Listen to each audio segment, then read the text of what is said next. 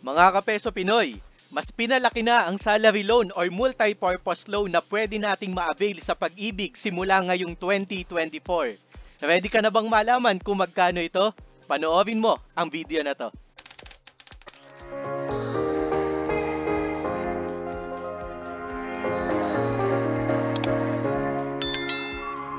Nag-advise na ang Pag-ibig na tataas na ang contribution rate natin simula ngayong February 2024. Magiging doble na ang babayaran natin ngayon ng membership sa Pag-ibig.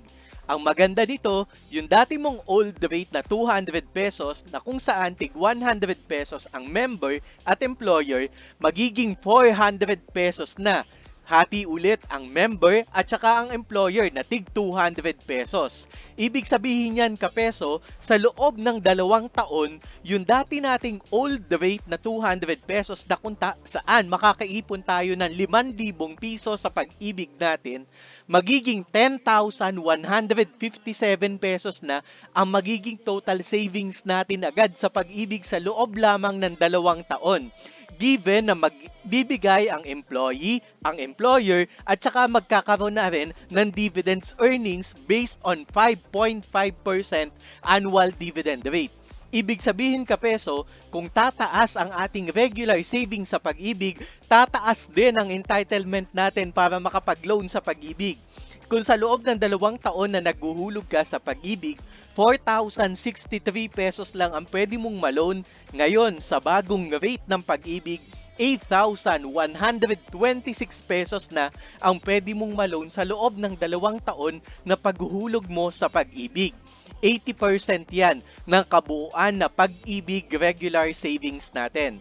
Ngayon kapeso, kung 5 taon ka nang naghuhulog sa Pag-ibig, kung dati 13,793 pesos lang ang pwede mong ma-loan, ngayon 27,587 pesos na ang pwede mong ma-loan given na 5.5% ang annual dividend rate natin. Kaya ang pwede mong ma-loan or multi-purpose loan na pwede mong makuha ay 22,069 pesos na. Galing yan sa dating 11,034 pesos or 80% ng kabuuan na Pag-ibig regular savings natin.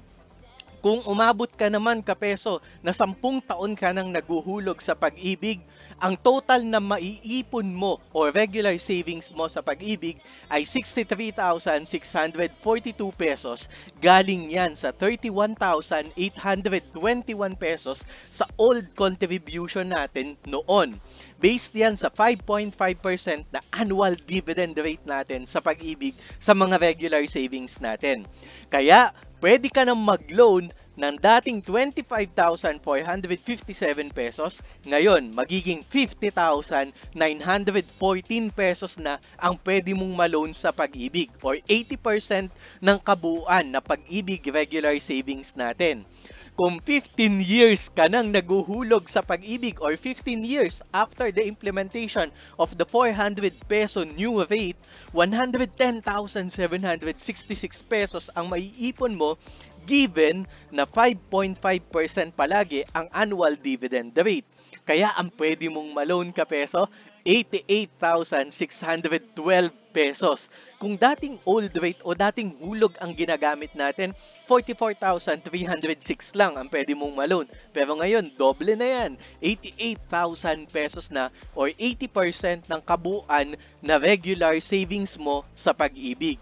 Kung 20 years ka nang naguhulog ngayon sa Pag-ibig, ito pwede mo nang ma-withdraw after 20 years or 240 months ng paghuhulog mo sa Pag-ibig. Ang total na makukuha mo, 172,354 pesos. Dati, 86,177 lang yan nung old rate. Pero ngayon, nadoble na kapeso. Given yan kapeso na 5.5% dapat ang annual dividend rate natin sa Pag-ibig. Kaya ang maluloan mo kung sakaling gusto mo pa rin na tuloy-tuloy, makakapag-loan ka ngayon ng 137,883 pesos o dating 68,941 pesos or 80% yan ng kabuuan na Pag-ibig regular savings mo sa Pag-ibig. O ano kapeso, excited ka na bang mag-loan sa Pag-ibig? Gumawa kami ng content para dyan na kung saan pwede ka nang mag-loan online sa Pag-ibig. Gumawa tayo ng step-by-step process. Yung link nasa ilalim lang ng video na ito.